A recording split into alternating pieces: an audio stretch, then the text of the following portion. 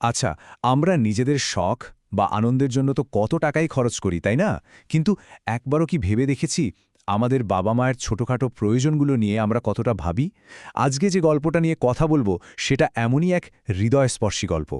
এই গল্পটা আমাদের নিজেদের প্রায়োরিটি বা অগ্রাধিকার নিয়ে ভাবতে শেখাবে আর বাবা-মায়েদের সেই সব নীরব প্রয়োজনগুলোর কথা মনে করিয়ে দেবে যেগুলো হয়তো প্রায়ই আমাদের চোখ এড়িয়ে যায়।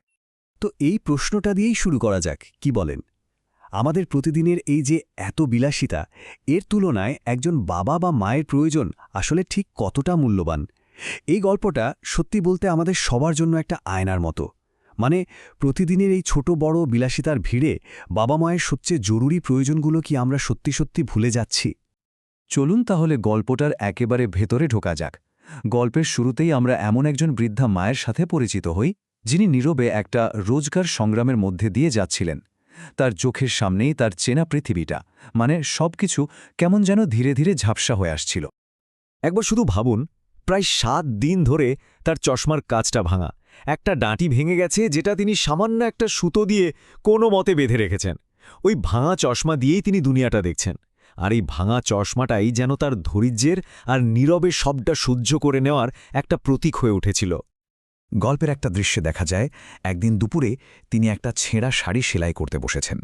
কিন্তু ওই ভাঙা চশমায় তো কিছুই ঠিকমতো দেখা যায় না, সবকিছু ঝাপসা। সূচে সুতো পরাতে গিয়ে জানেন, বারবার নিজের আঙুলেই সূচটা ফুটিয়ে ফেলছিলেন।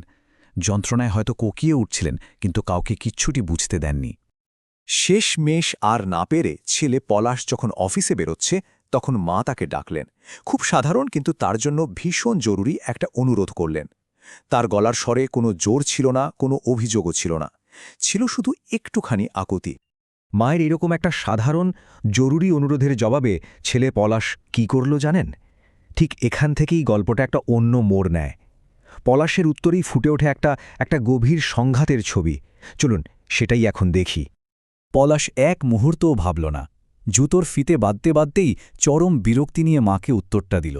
মাসের শেষের অজুহাত দেখিয়ে মায়ের এই প্রয়োজনটাকে সে এক কথায় উড়িয়ে দিল। মানে, তার কাছে মায়ের এই কষ্টটা এমন কিছু বড় ব্যাপারই না, আরও কয়েকটা দিন চালিয়ে নেওয়া যেতেই পারে। কিন্তু পলাশ যে বলল তার কাছে টাকা নেই, কথাটা কি সত্যি ছিল? না, কারণ সেদিনই বিকেলে সে তার স্ত্রীর জন্য ২,০০০ টাকার একটা শাড়ি আর ১,০০০ টাকার বিরিয়ানি কিনে বাড়ি ফেরে। একবার ভাবুন, একদিকে মায়ের জরুরি প্রয়োজনের জন্য মাত্র ৫০০ টাকা নেই, আর অন্যদিকে স্ত্রীর শখের জন্য ৩,০০০ টাকার বিলাসিতা। প্রায়োরিটির এই পার্থক্যটা কি চোখে আঙুল দিয়ে কিছু দেখিয়ে দিচ্ছে না? এই যে একটা ছোট অবহেলা, এর ফল পেতে কিন্তু খুব বেশি দেরি হলো না। সেই রাতেই ডিনার টেবিলে এমন একটা ঘটনা ঘটল যেটা ছিল খুবই কষ্টকর, আর পলাশের ওই অবহেলারই একটা সরাসরি ফল। সবাই যখন খেতে বসেছে, মা তার বিরিয়ানির প্লেটের দিকে তাকিয়ে চুপচাপ বসে আছেন। তার ভয়টা কি ছিল জানেন? ওই ভাঙা চশমা দিয়ে তিনি ভাতের মধ্যে কোনটা চাল আর কোনটা মাংসের ছোট্ট হাড় সেটাই আলাদা করতে পারছিলেন না। গলায় যদি হাড় আটকে যায়, এই ভয়ে তিনি এক দানা খাবারও মুখে তুলতে পারছিলেন না। মায়ের এই ভয়, এই দ্বিধা, পলাশ কিচ্ছু বোঝার চেষ্টা করল না। উল্টে সে রেগে গিয়ে মাকে ধমক দিয়ে উঠল। তার কথায় কোনো সহানুভূতি ছিল না, ছিল শুধু অধৈর্য আর বিরক্তি। মার একটাও কথা বাড়ালেন না, চুপচাপ প্লেটটা সরিয়ে উঠে গেলেন আর খালি পেটেই শুয়ে পড়লেন। এই যে নীরবতা, এটাই যেন সব কষ্ট, সব অপমানের চেয়েও ভারী ছিল। একটা ছোট্ট অবহেলা, কিন্তু এর পরিণতি যে কতটা ভয়ঙ্কর হতে পারে, গল্পটা এবার সেদিকেই এগোচ্ছে।